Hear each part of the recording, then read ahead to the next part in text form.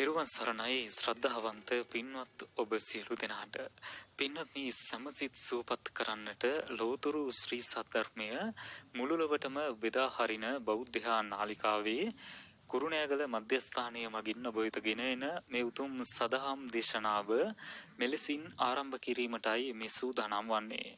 පින්වත්නි මේ උතුම් සදහම් දේශනාව පැවැත්වීම සඳහා අප සිදු කළ ගෞරවනීය ආරාධනාව පිළිගෙන මේ උතුම් සදහම් මණ්ඩපය වෙත වැඩම කොට වදාළ පූජනීය පන්නල ධම්මිස්සර පින්වත් ස්වාමින් වහන්සේව අප සියලු දෙනාම එක්ව සාදු නහද පවත්වා වන්දනා කරමු.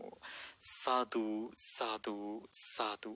පින්වත්නි මේ උතුම් සදහම් දේශනාව මෙලෙසින් ඔබ වෙත ගෙන එන්නට සිය පින්බර දායකත්වයේ ලබා දෙන්නට යෙදෙන්නේ අංක 177 ඩේවිඩ් අප්පුහාමි මාවත මලව කැකිරාව ලිපිනෙහි පදිංචි සුනිල් වීරවර්ධන මහතා එම මහත්මිය සමග දූදරු ඥාති හිතමිත්‍රාදීන් පිරිස විසින් එසේනම් ඔබ අප කෙරෙහි මෙත් සිතින් මේ උතුම් සදහම් දේශනාව පවත්වන්නට ගෞරවනීය දේශකයන්න් වහන්සේට নমස්කාර පූර්වකව ආරාධනා කර සිටිමු.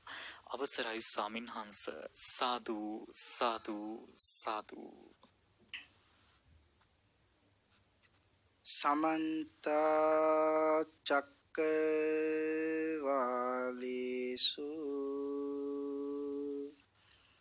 अत्रा गच्छन्तु देवता सद्धम्मं मुनि राजस्य सुनन्तु सग्ग मुक्दं धम्म सवेन कालो अयं बदन्ता धम्म सवेन कालो अयं बदन्ता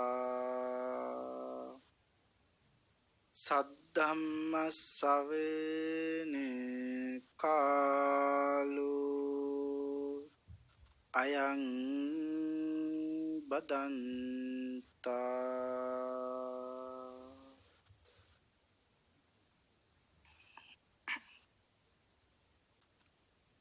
नमो तस्से भगवतो अरहतो सब्ब धम्मेषु अपटिहत ज्ञानचारस्य दस बलधरस्य चतुर्विशारज्य विशारदस्य सब्ब सत्तुत्तमस्य धम्मिस्सरस्य धम्मराजस्य धम्मस्सामिस्य तथागतस्य सब्बञ्जुनो सम्मा सम्बुद्धस्य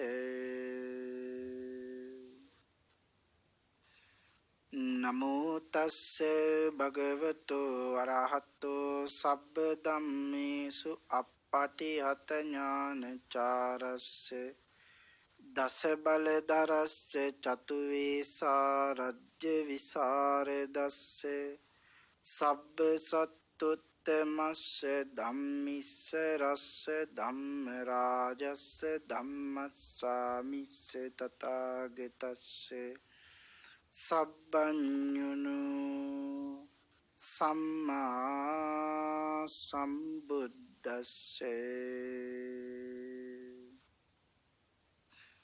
नमो तस्से भगवतो अरहतो सब्ब धम्मेषु अपटिहत ज्ञानचारस्य दस बलधरस्य चतुर्विशारज्य विशारदस्य सब्ब सत्तुत्तमस्य धम्मिस्सरस्य धम्मराजस्य धम्मस्सामिस्य तथागतस्य सब्बञ्जुनो सम्मा सम्बुद्धस्य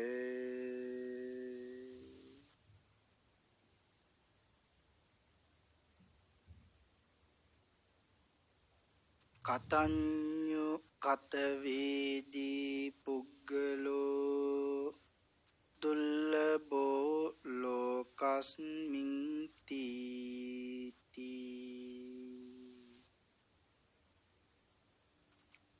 සද්ධර්ම ශ්‍රාවක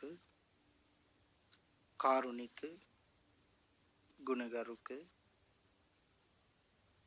සත්පුරුෂ බෞද්ධ පින්නතුනි, බොහෝම ශ්‍රද්ධාවෙන් යුතුව මේ පින්වත් පිරිස සැදී පැහැදී සෝදානම් වෙන්නේ තථාගත ශාන්තිනායක සම්මා සම්බුදුරජාණන් වහන්සේ විසින් ලෝක සත්වයන් පිළිබඳ අනන්ත අප්‍රමාණ කරුණාවෙන් දයාවෙන් මෛත්‍රියෙන් යුතුව අවබෝධ කොටගෙන දේශනා කොට වදාළ අති උතුම් ශ්‍රී සද්ධර්ම රත්නයෙන් අබමල් රේණුවකටත් වඩා අඩු පුංචි දහම් කොටසක් දේශනා කරවාගෙන ධර්ම ගෞරවයේ පෙරදරි කොටගෙන දේශනාගත ධර්මය ශ්‍රවණය කරන්නත් එසේ ධර්ම ශ්‍රවණය කිරීමෙන් ලැබෙන අවවාද අනුශාසනා තම තමන්ගේ ජීවිතවලට එකතු කරගෙන වඩාත් නිවැරදි ඊ타මත් ධර්මානුකූල වූ මෙලව ජීවිතයක් සකස් කරගන්නත් ධර්මානුකූල වූ නිවැරදි වූ මෙලව ජීවිතයක් සියලුම දහනයන් පරාජයට පත් කරමින් දිනන්නේ තථාගත ශ්‍රී සද්ධර්ම දානමය පින්කම බව අපේ බුදුරජාණන් වහන්සේ වරක්සක් දෙවිඳුන් නමතල ප්‍රකාශ කරන්නට යෙදුණා. දෙවිඳුනි, සියලුම දානයන් පරදවා දිනන්නේ තථාගත ශ්‍රී සද්ධර්ම දානයයි. එනිතුනි අපිට කෙනෙකුට ඉඩමක් කඩමක් කෑමක් බීමක් වතුර ටිකක් දන් දෙන්න පුළුවන්. හැබැයි මේ දේවල් කොයි තරම් తాවකාලිකයිද? අපිට පුළුවන්කම තියෙනවා නම් යම් කෙනෙක් සසරින් ඈතරටපත් වෙනකන්මද අපටත් ඒ ඇයිටත් පිහිට පිණිස පවතින යම් කාරණාවක් සිද්ධ කරන්න ඒ අති මහත් වූ ශ්‍රේෂ්ඨතම කුසල කර්මය තථාගත ශ්‍රී සද්ධර්මයේ දානය කිරීම, තවත් අයට අහඬ සැලැස්වීම. අද අපේ පින්නතුන් තනිවම ධර්ම ශ්‍රවණය කරන්න පුළුවන්කම තිබෙන වේලාවක තිබෙන මොහොතක ලංකාවාසී ලෝකවාසී බොහෝ දෙනෙකුට තථාගත ශ්‍රී සද්ධර්මයේ දානය කරනවා. බෞද්ධ රූපවාහිනිය තුලින් බොහෝ දෙනෙකුට අසන්න දකින්න සලසවනවා. අපේ පින්නතුන් හැමදෙනාම තනිවම ධර්ම ශ්‍රවණය නොකළ ඒ කාරණාව සිද්ධ කරන්නේ අපි ධම් ශ්‍රවණය කරනවා වගේම බොහෝ දෙනෙක් මෙහෙම ධම් ශ්‍රවණය කරමින් සසරෙන් අත මිදේවා කියන මහත් වූ ප්‍රාර්ථනාවෙන් යුක්තවම පින්තුනි, බොහෝ දෙනාගේ හිතසුව පිණිස ධර්මයේ දානය කරන ඔබ බුදුරජාණන් වහන්සේ කියලා දුන්න විදිහටම ධර්ම ශ්‍රවණය කරන්න ඕන. අනීවරණ කියන සූත්‍රයේ පැහැදිලි කළා මහත් වූ බලාපොරොත්තුවක් හදවතේ තියාගෙනම ධර්ම ශ්‍රවණය කරන ලොක්කුඩා හැම කෙනෙක්ම බණ අහන්න ඕන. මොකක්ද මේ මහත් වූ බලාපොරොත්තු? මා මේ ශ්‍රවණය කරන සද්ධර්ම දේශනාව තුළින් මාගේ සිතේ පවතින පංච නීවරණ ධර්මයන් යටපත් වේවා. ඒ වෙනුවට සප්ත බෝධ්‍යංග ආදී ධර්මයන් වැඩි දියුණු වේවා. මේ අති ශ්‍රේෂ්ඨ සද්ධර්ම දේශනාව අතරතුරදී මාහට අති උතුම් වූ මාර්ගය ඵලයක් අවබෝධ වේවා කියන ප්‍රාර්ථනාවෙන් යුක්තවම ධර්ම ශ්‍රවණේ කරන්ට ඕන යන බව භාග්‍යවතුන් වහන්සේ මතක් කළා. ආන්ගේ සඳහන් කළ මහත් වූ ප්‍රාර්ථනාව මුදුන් පමනුවා ගැනීම උදෙසාම මේ සද්ධර්ම දානයේ කුසල කර්මයේ මට මහත් වූ උපකාරයක්ම වේවා කියලා ප්‍රාර්ථනා කරගන්න. පින්තුනි, අද ධර්ම දේශනාව සඳහා මම මාතෘකා කරගන්නට යෙදුනේ ගාථා රත්නය. අපේ බුදුරජාණන් වහන්සේ දේශනා කළ එක ගාථා රත්නයක එක පාඨයක එක කොටස. ඒ කොටස තමයි මම ඉහෙතදී සඳහන් කරන්නට යෙදුනේ. අපේ බුදුරජාණන් වහන්සේ සඳහන් කරනවා කතඤ්ඤු කතවේදී පුද්ගලෝ දුර්ලභෝ ලෝකස්මි. මහණෙනි, කෘතගුණ දන්න අය මේ ලෝකේ ඊටාම දුර්ලභයි. එහෙනම් මේ දේශනාවෙන් සඳහන් කරන්නේ කෘතගුණ සැලකීම පිළිබඳව. භාග්‍යවතුන් වහන්සේ විසින් විශේෂයෙන් වර්ණනා කරන ලද කාරණාවක්. මොකද්ද? කෙලෙහි ගුණ සැලකීම. එහෙනම් විශේෂයෙන් වර්ණනා කරන ලද කාරණාවක් කියවහම ඒ කාරණාව විශේෂයෙන් අපි දැනගෙන තියෙන්න ඕනේ. හැබැයිම ශ්‍රාවකයෝ නම් ඒ කාරණාව දැනගන්න ඕනේ. ඊ타ත්ම අතිශය උතුම් කරුණ කියලයි අපට දේශනා කරලා තියෙන්නේ. කවුද මේ කෘතගුණ සලකන කෙනා කියලා කියන්නේ? පිළිතුරු මොකද්ද කෙලෙහි ගුණ සලකනවා කියන්නේ? ඒක ධර්මයේ විග්‍රහ කරනවා තමන්හට වෙන කෙනෙක් කළ පුංචිම උපකාරය නමුත් මතකයේ තබාගෙන ඔහු මට මොනවද කළේ කියලා හිතන්නේ නැතිව හැම වෙලේකම ඒ කාරණාව හිතේ තබාගෙන සුදුසු අවස්ථාව එළඹුණහම උපකාර කිරීම, උදව් කිරීම, ආන්ගේ කාරණාවට කියන්නේ කෘතගුණ සැලකීම කියලා. කෙනෙක් අපට පුංචි උපකාරයක් කළා.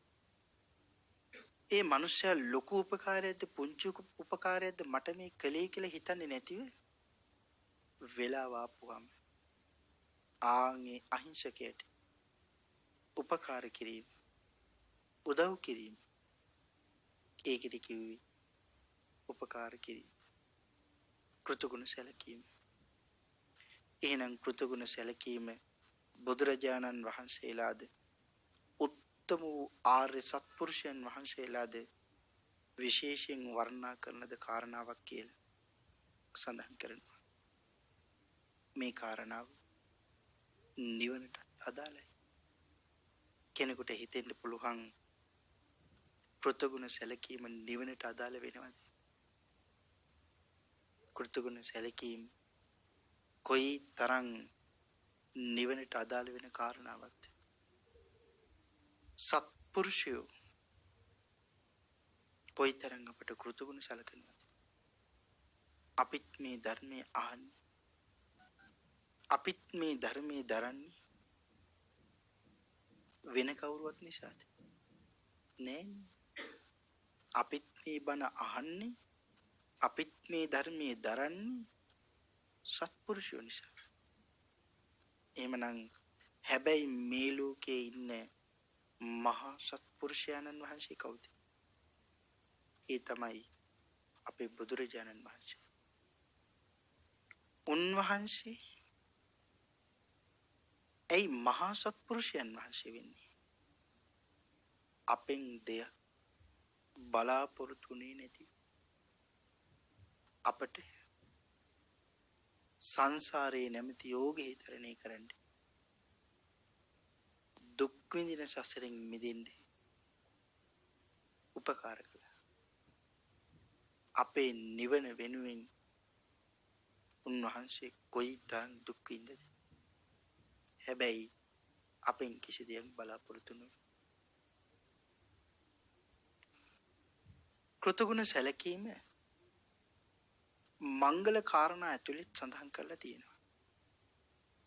ඇයි කෙනෙකුගේ මෙලොව දියුණුව විතරක් නෙවෙයි පරලොව දියුණුව පිණිස මේ කෘතගුණ සැලකීම ඒ තරම්ම හේතු වෙනවා කියලා සඳහන් කළා.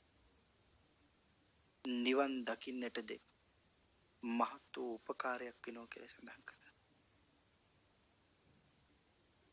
ඒ වගේම විශේෂයෙන් සඳහන් කරනවා බුදු පසේ බුදු රහතන් වහන්සේලා කෘතගුණ සැලකන අයට විශේෂයෙන් අනුග්‍රහ කරනවා කියලා. ඇයි? මොකද ඒක විශේෂ ගුණ ධර්මයක් නිසා. එක දවසක් අපේ ආනන්ද ස්වාමීන් වහන්සේ භාග්‍යවතුන් වහන්සේගෙන් අහනවා, ස්වාමීනි මේ ශාසනයේ හරි අඩක් පවතින්නේ සත්පුරුෂයෝ නිසා නේද කියලා. ඒ වෙලේ අපේ බුදුරජාණන් වහන්සේ මතක් කරනවා, ආනන්ද එහෙම කියන්න එපා. එහෙම කියන්න එපා ආනන්ද. හරි අඩක් නෙවෙයි, මුළු ලෝතුරා සම්මා සම්බුද්ධ ශාසනයම පවතින්නේ සත්පුරුෂයෝ නිසා, කෘතගුණ දන්නෝ නිසා, පින්වන්තයෝ නිසා, ගුණවන්තයෝ නිසා. නම් මුළු සම්බුද්ධ ශාසනයෙන් පවතින සත්පුරුෂයෝ නිසා ආනන්ද කියලා සඳහන් කළා. සත්පුරුෂයෙක් වෙන්නේ කොහොමද? හැබැයි ඒක තමයි මේ ලෝකේ තියෙන අමාරුම දේ. සත්පුරුෂයෙක් වෙන එක. සත්පුරුෂයෙක් වෙන්නේ කොහොමද? වෙන්න නම් රත්නත්‍රේ සරණ යන්න එපායි. ඒකයි කිව්වේ මේ ලෝකේ අති අමාරුම දේ මොකද්ද?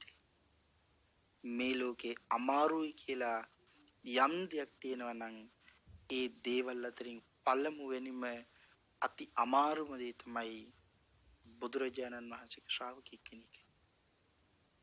ඒ කියන්නේ බෞද්ධයෙක් වෙන එක. ඊටමත් අමාරුයි කියලා සඳහන් කරනවා. ඊළඟට සඳහන් කරනවා අනිත් ආගම්වල ගුරුවරුන්ද ඍෂිවරුන්ද ප්‍රශංසා කරනු ලබන කාරණාව. කෘතගුණ සැලකීම අපේ ශාසනය විතරක් නෙවෙයි, වෙනත් ආගම්වල ගුරුවරුන්ද ශාස්ත්‍රූවරුන්ද ඍෂිවරුන්ද විශේෂයෙන් ප්‍රශංසා කරන ලද කාරණාව. ඒ වගේම ලෝකයේ කෘතගුණ සැලකන අය ඊටාම දුර්ලභයි කියලා සඳහන් කළා. අපේ බුදුරජාණන් වහන්සේ පළවෙනි ආදර්ශය අපට ලැබලා දුන්නා. සම්බෝධිය ලබාගෙන බුදු වෙන්න පිහිට පිණිස උපකාර කරපු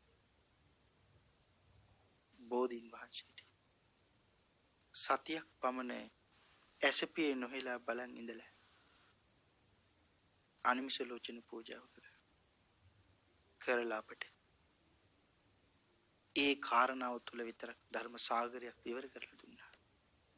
එක කාරණාවක් මහණෙනි, මට පිහිට වුණ බෝධීන් වහන්සේට මම උපකාර කළා. මට කරපු උපකාරයට මම ගෞරව කළා.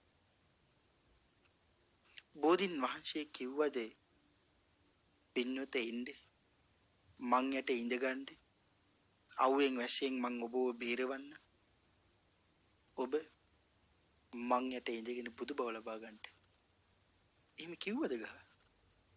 නෑනේ, එහෙම කිව්වේ නෑ. එහෙනම් බුදුරජාණන් වහන්සේමයි ගහ ළඟට ගියේ, බෝසතාණන් වහන්සේම. මහා වැස්සකින්, මහා වූකින්, මහා ශීතලකින් බේරුවද? එහෙනම් පුංචි උපකාරයක් කළේ, උපකාරයක් කියන්නත් බැරි තරම් උපකාරයක් කළේ. හැබැයි පුංචි උපකාරය හරියට වටිනවා. ඇයි හැම බුදුරජාණන් වහන්සේ නමක්ම බුද්ධත්වයේදී වෘක්ෂයක් පිහිට පිණිස කරගන්නවා.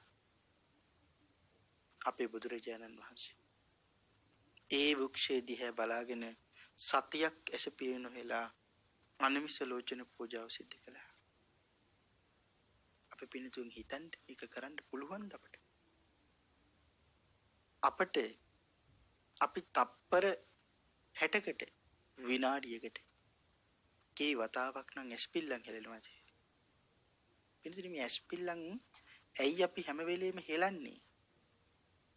මේ ඇස්පිල්ලම් හෙලන්නේ මේ ඇහැ නිතරම තෙත් වෙන්න ඕනේ. සහ බාහිරින් එන කරදරවල් වලට මේ ඇහැ ආරක්ෂා වෙන්න ඕනේ. අපි කියන්නේ ඇස් දෙක හරියට අපිට දියමන්තියක් වගේ මණිකක් වගේ. ඇස් නැතිව ජීවත් වෙලත් වැඩක් නැහැ. සිවි ජාතකයේදී මේ කතාව බොහොම වටිනා කෙන විදිහට විග්‍රහ කරනවා. සිව් මහරජතුමා ඇස්තන් දුන්නා. සක්දෙවිඳුන් ඇවිල්ලා අහනවා ඔබ කරපු පිනින් කැමති වරයක් ඉල්ලන්න මන් දෙනවා කියලා. වරේ ඉල්ලන්න කිව්වහම මතක් කරනවා සක්දෙවිඳුනි ඇස් නැති මට ජීවත් වෙලා වැඩක් නෑ. ඒ නිසා මම මැරෙන්න හරි කැමතියි කියලා කිව්වා. නම් ඇස් කොයිතරම් වටිනවද? හැබැයි නිරෝගී කෙනෙක් එක විනාඩියක් තුල කී වතාවක් ඇසපියේ හෙලනවද? සිහියෙන් ඔයගොල්ලොත් ඉඳලා බලන්න. එක විනාඩියක් ඔය ඇස් දෙක අරගෙන ඉන්නකෝ එක පැත්තකට යොමු කරලා. ඒ පැත්තෙන් හුලම් පාරක් එනකොට අපේ ඇස් දෙක දනවා. දනකොට මොකද වෙන්නේ? ධනයකට ප්‍රතික්‍රියා දක්වන්නේ ඇහැ තුලින් කඳුළු එළියට වැగిරෙන්න පටන් ගන්නවා. ඒකට දන්නේවත් නැතුව ඒ කඳුළු පිහදාන්නේ අපිත් අත් දෙක ඇස් දෙකේ තියෙන. අත් දෙක ඇස් දෙකේ තියන්නත් කලින් කඳුළු පුරවනකොට මේ ඇස් වලේ ඇස් පිල්ලම් ඉබේම හෙලෙනවා. එහෙනම් අපිට මේක කරන්න පුළුවන්ද? හැබැයි තමන්ට සංසාරයෙන් ඈතර යන්න උපකාර කළේ පුංචිම උපකාරයක් කළ බෝධීන් වහන්සේට විශේෂයෙන් සැලකුවා. සැලකලා අපිට කිව්වා මහණෙනි කෘතගුණ සැලකන්න කියලා. ඒක තවත් පැහැදිලි කරනවා බුදුරජාණන් වහන්සේ. මහණෙනි යම් කෙනෙක් දවාලේ මධ්‍යස්ථනේ ගමනක් යනවා. එහෙම ගමනක් යනකොට වීඩාවයි මහන්සි ගහක් යට ගිහින් සැතපෙනවා. ඒ ගහ අපිට හේවන සපේනවා, සිසිලස සපේනවා. අපිට නිදා ගන්න දෙනවා. අපිට මහ උපකාරයක් කරනවා අපේ වීඩාව සංසිඳව ගන්නට. අපේ බුදුරජාණන් වහන්සේ මතක් කළා මේ මිනිහ නැගිටලා යද්දී ඒ ගහේ කොළයකට හරි හිංසාවක් පමුණවනවා නම් හිරිහැරයක් කරනවා නම් ඒ තරම් අකෘතඥයෙකු තවත් නැහැ කිව්වා. ඒ තරම් පෞකාරයෙකු තවත් මේ ලෝකේ නැහැ කියලා දේශනා කළා. අසත්පුරුෂයන්ගේ ස්වභාවය ඒ වගේ නෙවෙයිද? අසත්පුරුෂයෝ හැම වෙලෙම තමන්ට උපකාර කළේ කවුද කින්ද මන් දේවොත් බලන්න. කොයිතරම් අසත්පුරුෂයෝ ඉන්නවද මේ ලෝකේ? මේ ලෝකේ දැනට වැඩිපුරම ඉන්නේ අසත්පුරුෂයෝ වෙන්න පුළුවන් මට හිතෙන්නේ. මොකද සත්පුරුෂයෝ තමයි හැබෑවටම බුදුරජාණන් වහන්සේ සරණ යන්නේ. හිතන්නේ සත්පුරුෂයෝ කී දෙනෙයිද මේ ලෝකේ ඉන්නේ කියලා. සත්පුරුෂයෝ කියලා හිතන අය ඇතුළත් කොයිතරම් සත්පුරුෂයෝ ටික දෙනෙක් ඉන්නේ. ඒක අපි හිතන්න වෙනවා. එක අම්මා කෙනෙකුට දරුවෝ 10 දෙනෙක් ඉන්නවා. ඒ දරුවෝ 10 දෙනා දැන් පිටතෙන් වල කතා කරන්නේ ඒ අම්මට දරුවෝ 10 දෙනෙක් ඉන්නවා. හැබැයි ඒ අම්මා තමයි දන්නේ ඇත්තටම මේගොල්ලෝ දරුවෝමද කියලා. ඇයි එහෙම කියන්නේ? මොකද මේ දරුවන්ගේ දරුවෝ අපි හිතමුකෝ 8 දෙනෙක්ම අම්මට සලකන්නේ නෑ. හැබැයි වෙන වෙන තැන්වල ඉන්නවා. මරුණහම අඬන්න ළඟට එන්න බලාගෙන ඉන්නවා. මගේ අම්මා මැරිලා ගියා කියලා. අනිත් අයට පෙන්නනවා අපි දරුවෝ කියලා. හැබැයි මේ අම්මා ඇත්තටම ආදරය කරන්නේ තමන් කියන දේ අහගෙන, තමන්ට අප උපස්ථාන කරගෙන, අප උපකාර කරගෙන, ළඟින්ම ඉඳගෙන, තමන්ට සලකගෙන, තමන් කියන වචනේ අහන පිළිගන්නේ දරුවන්ට අම්මා අනිත් දරුවන්ට වඩා ආදරේ. බොරුද මේක? මේක තමයි ඇත්ත කතාව. ওই දරුවෝ 10 දෙනාගෙන්ම වුණා විශේෂ ඇල්මක් තියෙන දරුවෙක් නැද්ද අම්මට? තාත්තට ඉන්නවා. ඒ කාරණාව සඳහන් කරනවා. ආන්ගේ වගේ සත්පුරුෂයෝ කියන අය අතරේ බුදුරජාණන් වහන්සේගේ බැල්ම භාග්‍යවතුන් වහන්සේ හැරිලා බලපු, භාග්‍යවතුන් වහන්සේගේ ශ්‍රාවකයන් වහන්සේලා හැරිලා බලපු ශ්‍රාවකයෝ ඉන්නවා. ඒගොල්ලෝ හරි අඩුයි. ඒ සත්පුරුෂයෝ අපේ සාරිපුත්ත මහරහතන් වහන්සේ පිළිබඳව සඳහන් කරන කාරණාවක් තියෙනවා. කොයි තරම් කෘතගුණ සැලකුවද? රාද කියලා මහලු බමුණෙක් හිටියා. එයාගේ නම රාද. ඊටාම වශයෙන් වේළුවනා රාමයට දවසක් ආවා. භාග්‍යතුන් වහන්සේට වැඳලා කිව්වා, ස්වාමීනි මම පැවිදි වෙන්න කැමතියි. බුදුරජාණන් වහන්සේලා භික්ෂුන් වහන්සේලා ආපුවම අහනවා, මහණෙනි මේ රාද බමුණ ඔයගොල්ලෝ කාට හරි පුංචිම හරි උපකාරයක් කළා මතකයිද කියලා ඇහුවා. සියලුම ස්වාමීන් වහන්සේලා නිහඬයි. සාරිපුත්ත මහරහතන් වහන්සේ හඬවති කළා, ස්වාමීනි එහෙමයි, මට මතකයි. මේට අවුරුදු ගානකට කලින් මං රජගහනුවර පිණ්ඩපාත වෙඩියා. මේට අවුරුදු ගානකට කලින් එහෙම පිණ්ඩපාතේ වඩිනකොට මේ දුප්පත් බමුණ මට බත් ටිකක් දන් දුන්නා. ස්වාමීනි මට ඒක මතකයි. මතක් කරනවා, සාදු සාදු සාරිපුත්ත, සාදු සාදු. බුදුරජාණන් වහන්සේ සාදුනාද දෙනවා. මේක ඒ තරම් විශේෂ අවස්ථාවක්. සාරිපුත්තේ වෙන කවුරුවත්ම සුදුසු නෑ මේ බමුණට නැවත ප්‍රත්‍ය උපකාර කරන්න ඔබතර. ඒ නිසා ඔබ මේ බමුණව ඉක්කරගෙන ගිහින් පැවිදි කරන්න, උපසම්පදා කරන්න, උපස්ථාන කරන්න, සංසාරයෙන් එතෙර යන්න අනුග්‍රහ කරන්න කිව්වා. එක්කරගෙන ගියා. පැවිදි කළා. උපසම්පදා කළා. හරි වයසයි. පිණ්ඩපාත යන්න බෑ. සාරිපුත්ත මහරහතන් වහන්සේ පිණ්ඩපාතේ ගිහින් ඇවි. උන්වහන්සේ වළඳන්නත් කලින් දාන ටික දෙනවා. දාන ටික වළඳන්න කියලා. එතකොට ඉන්නේ කොහෙද? සාරිපුත්ත මහරහතන් වහන්සේගේ කුටියේ. ඉන්න දෙන්නෙකුට ඉන්න ඉඩ නැති කුටියක උන්වහන්සේට වැඩි හරියක් දීලා මේ ලෞතර සම්මා සම්බුද්ධ ශාසනයේ භාග්‍යවතුන් වහන්සේගෙන් පස්සේ මහා ශ්‍රාවකයන්න් වහන්සේ සාරිපුත්ත මහරහතන් වහන්සේ බොහොම පුංචි තැනක වැඩ ඉන්නවා. උවටෙන් කළා. සිව්පසේ අරගෙන ඇවිල්ලා දුන්නා. ධර්මී ඉගෙනුවා. සංසාරයෙන් එතෙර යන්න මඟ කියලා දුන්නා. මේ වයසක බමුණුතුමා රාද මහාන වෙලා නිකන් හිටියේ නේ. මහණුනේ නිකන් ඉන්නද?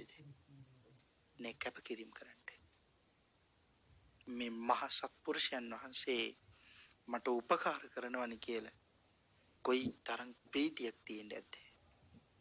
මම ඒකට කෘතගුණ සලකන්න ඕනේ. පුළුවන් තරම් ඉක්මනින් නිවන් අවබෝධ කරගන්න ඕනි. එහෙම කියලා හිතලා හරියට වීරිය වඩලා බණ භාවනා කළා. රාතන් වහන්සේ නමක් වුණා. මේ කීවේ අපේ බුදුරජාණන් වහන්සේගේ ශාසනය කොයි තරම් මේ ලෝකෙට හිතදායකයිද පින්නතුනි. කොයි තරම් සැනසිලිදායකයිද. මෙහෙම ජීවිතයක් ගිහි ජීවිත ගත කරන අයට ගෙවන්න පුළුවන් නම් ආය අමුතුවෙන් මේ ලෝකේ ආරක්ෂා කරන්න කවුරුවත් උවමනා වෙන්නේ නැහැ. යුතුයකම් වගකීම් අපිට ඉටු කරන්න පුළුවන්. කොයි තරම් ඒක වටිනවද? ප්‍රත්‍ය උපකාර කිරීම කියන්නේ කොයි තරම් වටිනා කියන කාරණයට. හැබැයි ධර්මයේ පැහැදිලි කරනවා අසත්පුරුෂයට උපකාර කළාට වැඩක් නැහැ කියලා. හැබැයි ඒක ගොඩක් අය හේතු කරගෙන උපකාර කරන්න අවස්ථාව තියෙද්දිත් නම් මග හරිනවා. හැබැයි ඒගොල්ලන්ට කිව්වේ පව්කාරයෝ කියලා. කෙනෙක්ගෙන් උපකාරයක් අරගෙන ඒ කෙනා දුප්පත් වෙලා නැවත උපස්ථානයක් කරන්න අවස්ථාවක් ආපුවාම අපි දකිනවා අර මිනිහා මට උපකාර කළා දැන් මේ මිනිහට මං උදව් කරන්න ඕනි කියලා. හැබැයි අපි මොකද කරන්නේ? ඒ මිනිහට උපකාර උදව් කරන්නේ මග හරිනවා. දේශනා කළා ඒ වගේ අයට නිරේමයි විවෘත වෙන්නේ කියලා. එහෙනම් බලන්න කෘතගුණ සලකන්නේ නැති අය නිරේ ඉපදිනවා කියලා සඳහන් කළා. නම් කොයිතරම් භයානකයිද මේක? අපි පුංචියට අපි මේක හිතන්නේ. කෘතගුණ සලකන්නේ නැති අය කොයිතරම් නිරේ ඉපදිනවද කිව්වොත් බලන්න ඔයගොල්ලෝගේ ජීවිතයේ වයස අවුරුදු 50කට 10ක් 20ක් වෙන ජීවිතේ පිටිපස්සේ හැරිලා බලන්න. මට අද මෙතෙන්ට එන්නේ අබමල් රේණුක තරම් පුංචිම උපකාරයක් කරපු කවුරු හරි ඉන්නවද? අබ ඇටයක් තරම් උපකාර කරපු කෙනෙක් ඉන්නවද? දුහවිලි අංශුවක් තරම් උපකාර කරපු කෙනෙක් ඉන්නවද? වචනෙන් ක්‍රියාවෙන් හරි සිතින් හරි මට දියුණුව ප්‍රාර්ථනා කරපු කෙනෙක් ඉන්නේ. එහෙව් අයට මම සැලකුවද නැද්ද? මං හිතා මතාම මග හැරියද? ඒ මග හැරීම මාව එක්කරගෙන යන්නේ කොහෙටද? නිරේට. අපි සාරිපුත්ත මහරහතන් වහන්සේ දැනගෙන හිටිය ධනංජානි කියලා බමුණි. පස්සේ කාලේ ආරංචි වුණා මේ බමුණා හරියට පව් කරනවා කියලා. වෙන ගමනක් යමින් හිටියේ. ඒ ගමන නතර කරලා සංසාරේ තියෙන භයානකකමින් ධනංජානි වේතරටපත් කරන්න ඕනි කියලා වෙන ගමනක් යන එක නතර කළා මේ ගමන යනවා. ධනංජානි හම්බෙන්න යනවා. හම්බෙන්න ගිහිල්ලා ධනංජානිට සංසාරයෙන් එතෙරින්න බණ කියනවා. ධනංජානි කරන පව් වැඩ ඔක්කොම නතර කරනවා. පස්සේ වයසට ගියපුවාම පණිවිඩයක් කියවෙනවා. ස්වාමීනි මං ඔබ වහන්සේව මැරෙන්න කලින් දකින්න කැමතියි කියලා. මහරහතන් වහන්සේ වඩිනවා. බැලුවා දැන් මේ ලෙඩ ඇඳේ ඉන්නේ ධනංජානි මැරිලා කොහෙද යන්නේ? නිරේ උපදිනවා. මං වාගේ සත්පුරුෂයෙක් ධනංජානි ළඟ ඉන්නකොට ධනංජාන්ට නිරේ යන්න දෙන්න බෑ. මං උපකාර කරන්න ඕනේ. බණ කියනවා. දහම් දේශනා කරනවා. අහනවා ධනංජානි නිරේ යන්නද කැමති? තිරිසන් අපාය යන්නද කැමති? ස්වාමීනි නිරේට වඩා තිරිසන් අපාය හොඳයි. ධනංජානි තිරිසන් අපායද හොඳයි? ප්‍රේත අපායද හොඳයි? ස්වාමීනි තිරිසන් අපාය දුකට වැඩිය ටිකක් හරි සැනසිරිදායකයි ප්‍රේත අපාය දුක. ධනංජානි ප්‍රේත අපායද හොඳයි? අසුර අපායද හොඳයි? මනුස්ස ලෝකෙද හොඳයි? ස්වාමීනි මනුස්ස ලෝකෙ හොඳයි. ධනංජානි මනුස්ස ලෝකෙද හොඳයි? තව්තිසාවද හොඳයි?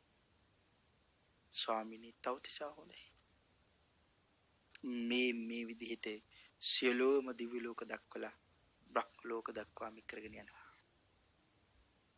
ධනංජානි දිව්‍ය ලෝකෙද හොඳයි බ්‍රහ්ම ලෝකෙද? ස්වාමීනි දෙව්ලෝ සැපේට වැඩිය බ්‍රහ්ම ලෝකේ හොඳයි නේනම් ස්වාමී. කැමති නැද්ද ධනංජානි බ්‍රහ්ම ලෝකේ යන්න? මොකද නැත්තේ ස්වාමීනි? එහෙනම් මම මග කියලා දෙන්න. මග කියලා දෙනවා.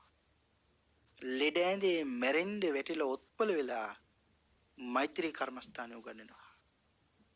මෛත්‍රී භාවනාව ඒ පුංචි සුළු මොහොතට වඩලා නිරේ යන්නේ දපු මිනිහා බඹලෝ උපදින. අද ඔබයි මමයි බණ කියනකොට ධනංජානි බ්‍රාහ්මණයා බඹලෝ ඉපදිලා අහගෙන ඇති මේ අපි කියන්නේ ඒ උත්තමයා ගැන කියලා. අපි සාරිපුත්ත මහරහතන් වහන්සේ කොයි තරම් සත්පුරුෂයෙක්ද? ඇතැම් තැන්වල සඳහන් කරනවා මේ ලෝකේ සමහර අය හරියට වැරදි වැඩ කරපුවා සත්පුරුෂයෝ ළඟට ඇවිල්ලා කියලා දෙනවා වැරදි වැඩ කරන්න එපා කියලා. නුවණැත්තෝ ඒ කාරණා පැහැදිලි කරගෙන සංසාරයෙන් එතර යන්න මඟ හදාගත්තාම ධර්මය ඉගෙන ගන්නකොට ඒ සත්පුරුෂයෝ සමහර වෙලාවට මඟ පෙන්නලා අපි ඉන්න තැනින් ගිහිල්ලා ගොඩක් දුර ගිහිල්ලා උදේට නැගිටින කොටයි රැට නිදා ගන්න කොටයි මගේ සත්පුරුෂයන් වහන්සේ මං වැරදි කර කර ඉන්නකොට මට සංසාරයෙන් එතර යන්න මඟ කියලා දීපු මගේ ගුරුවරයා උත්තමයන් වහන්සේ කොහේ ඇද්ද? ඒ දිසාවට මගේ වන්දනාව වේවා කියලා වන්දනා කරපු උත්තමයෙක් හිටියා. එයි සංසාරයෙන් එතර යන්න මඟ කියලා දුන්න නිසා. පිළිදෙන මේ මහා අස්සාරෝහ ජාතකයේ කෙලෙහි ගුණ සැලකීම පිළිබඳව විශේෂ කාරණා සඳහන් කරන ජාතකය. අපි බෝසතාණන් වහන්සේ මහා අස්සාරෝහ රජුරු වෙලා ඉපදලා හිටියා. පසල් දනවක හොරු ඇවිල්ලා හොරුත් එක්ක යුද්ධෙට ගිහිල්ලා පස්සේ යුද්ධෙන් පෙරදිනවා. පණ බේරි ගන්න පැනලා දුවනවා. අස්සයාගේ පිටේ නැගලා පලා යනවා. පලා යනකොට රාජ බටයෝ 30 දෙනෙක් ඉන්න තැනකට යන්නේ. කවුද මේ එන්නේ කියලා බයි රාජ බටයෝ 29 දෙනෙක් තමන්ගේ ගෙවල් දොරවල් රිංග ගන්නවා. ඒක රාජ බටයෙක් බය නැතුව ඉදිරියට ගිහින් අහනවා කවුද ඔබ කියලා. ඒ වෙලේ මතක් කරනවා මම රාජ බටෙක් මම රජුරු කියන්නේ මම රාජ බටෙක් කියනවා. ළඟට ගිහින් කතා කළා. ආන් ඒ වෙලාවේ මේ මිනිසයා අස්සාරෝහ රජතුමන් තමන්ගේ දුප්පත් පැලැතුරට එක්කරගෙන ගිහිල්ලා තමන්ගේ බිරිඳට එන්න කියලා තමන්ගේ බිරිඳගේ අත් දෙකෙන් වතුර අරගෙන ඒ වතුර වලින් පාද දෝණය කළ පාද සම්භාහනය කරුණා. මේ මොකද මේ දුක් විඳගෙන මේ ඇවිල්ලා ඉන්නේ මේ මිනිස්සු හරි වීඩසප්පන්නේ. එහෙම අප උපස්ථාන කරලා අවශ්‍ය කරන තරමට ඉන්න ඉඳුන් හිටුන් යහනාවක් සකසලා දීලා නිදන්න තැන ඉන්න තැන විවේකයෙන් ඉන්න විදියට හදලා දීලා දවස් ගණනාවක් මම මේ ගෙදර නතර වෙලා හිටියා. රජුරු බොහොම ජව සම්පන්න වුණා, ශක්තිමත් වුණා. ළඟට කතා කරලා කියනවා යම් දවසක නුවර පැත්තේ ආවොත් එහෙම අස්සාරෝහ කියන්නේ කවුද කියලා දැනගෙන මාව හම්බෙන්න එන්න කිව්වා. රජුරෝ මං යන්න ඕනි කියලා ඒ දෙන්නටම ස්තුති කරලා පින් අනුමෝදන් කළා. තමන්ගේ රටට ගියා. එන්න කියලා කිව්වට එන්නේ නේ. එන්නේ නැති නිසා රජුරෝ කලින් ගෙන්න ගන්නේ ඒ ප්‍රදේශයට බදු වැඩි කරුවා. බදු වැඩි කරවන්න අනිත් 29 දෙනාම මේ ගෙදර ඇවිල්ලා කියනවා අර එදා ඔයගොල්ලෝගේ ගෙදර ඇවිල්ලා ගියා නේද කෙනෙක්. ආන් එදා ආපු දවසේ ඉඳලා අපේ ගමේ අපිට ඉන්න බෑ. මේකට බදු වැඩි වෙනවා. ගිහිල්ලා රජුරු හම්බෙලා මේ කාරණා කිව්වා. කෑම බීමත් ඇති කරගෙන මාලිගාවට යනවා. මාලිගාවට ගියයින් පස්සේ දැනගන්නේ මේ රජුරෝ කියලා. රජුරෝ තමන්ගේ රාජදේවිය ගෙන්නලා මේ අහිංසක දුප්පත් මිනිසයාව සිංහාසනේ ඉඳවලා රජුරෝන්ගේ රාජදේවිය අතින් පැන් වලින් දුප්පත් මිනිහගේ කකුල් දෝණය කරනවා කියලා සඳහන් කරනවා. බොහොම සතුටින් පිළි අරගෙන රැවුල කෙස් ආදී කපලා ලක්ෂේ වටින ආභරණ රංග රිදී මුතුමැණික් වස්ත්‍ර ආදී කසිසලු පළඳවල මුළු නුවර මනබෙර ගස්වල මිනිස්සු ඒක රාශි කරවලා ඇමතිවරුන්ට කියන ඇමතිවරුනි මං අද ජීවිතේ රැකගෙන ඉන්නේ මේ මිනිහා නිසා. එහෙම කියලා දෙන්නම එකතු වෙලා මේ රට පාලනය කරමු කියලා රජුරුවන්ගේ ඡත්‍රයට ඉරක් ඇඳලා මේකට සෝබ පාලනය කරන්න මේකට සමම් පාලනය කරන්න කියනවා. එහෙම කියලා රට දෙන්න දෙපැත්තට බෙදිලා රට පාලනය කරනවා. පස්සේ ඇමතිවරු රජුරුවන්ගේ පුතාට කේලංගෙන් කියනවා. පුතා ඇවිල්ලා මේක අහනවා රජතුමාගෙන්. ආන් ඒ වෙලාවේ සඳහන් කරනවා කෘතගුණ සැලකීමේ ආනිසංසය අස්සාරෝහ රජුරෝ තමන්ගේ පුතාට බණ කියනවා කියලා සඳහන් කරනවා. ඒ කාරණා බොහොම දිග. අපේ පින්නතුන් මහා අස්සාරෝහ ජාතකයේ කියවල බලන්න අට කතාවත් එක්ක. කල්යාණ මිත්‍ර සේවනයේ කොයිතරම් වටිනවද? කෘතගුණ සැලකීම කොයිතරම් වටිනවද කියලා සඳහන් කරනවා. ඒකයි සඳහන් කරන්නේ යමෙක් Tamanට උපකාර කළා හෝ නොකළා හෝ අපට පළමුව උපකාර කරන්න පුළුවන් නම් ඒක කොයිතරම් වටිනවද? සෙවන දුම් ගහකටවත් ද්‍රෝහි වෙන්න එපා කියලා සඳහන් කළා. වෙන කවුරුවත් නෙමෙයි ඔබට මට සංසාරයෙන් ඉතිර යන්න මඟ කියලා දුන්නේ අපේ බුදුරජාණන් වහන්සේ. මහා කපි ජාතකයේ වඳුරෝ උපන් අපේ බෝසතාණන් වහන්සේ එක මිනිහෙකුට නගරයට යන්න වනාන්තරයෙන් එතරෙන්ට පාර කියලා දෙනවා. මේ මිනිහා කොයිතරම් අකෘතඥයිද? ඒ වඳුරව මරලා මස් කන්න හදන. ගලකින් ගහලා පොළොව තුවාල කරනවා. ලේ පෙරිපෙරි කොයිතරම් වේදනාවද? ඒත් කමක් නැහැ කියලා අනුකම්පා කළ මේ මිනිහට නගරයට යන්න පාර කියලා දෙනවා. නම් සඳහන් කරන කොයිතරම් අකෘතඥ මිනිස්සු මේ ලෝකේ ඉන්නවද? මේ මහා කපි ජාතකයේ සඳහන් කරලා තියෙනවා විශේෂයෙන් අවසානයේදී කෘතගුණ සලකන්නේ නැති අයට මිත්‍ර ද්‍රෝහියට ලැබෙන විපාක. මිත්‍ර ද්‍රෝහියට ලැබෙන්නේ මොනවද කියලා විපාක සඳහන් කරනවා. නිරේ උපදිනවා කියලා මිත්‍ර ද්‍රෝහියා මෙරළ ගියන් පස්සේ. මෙරළ ගියන් පස්සේ නිරේ ඉපදිලා නැවත ආයේ ගොඩාපුවාම විපාක දෙනවා කියලා සඳහන් කරනවා. මේ ශරීරයේ දද වන කුෂ්ඨ රෝග සුදු කබර පරංගි ලාදුරු ආදී රෝග මේ ශරීරයේ හැදෙනවා කියලා. තමන්ගේ ශරීරයේ පුරාවටම දුවන ලේ ධාතුව අපට විරුද්ධවයි දුවන්නේ කියලා සඳහන් කරලා තියෙනවා. මට විරුද්ධව මගේ ඇඟේ දුවන ලේ ධාතුව ක්‍රියාත්මක වෙනවා. මේ මිත්‍ර ද්‍රෝහික විපාක.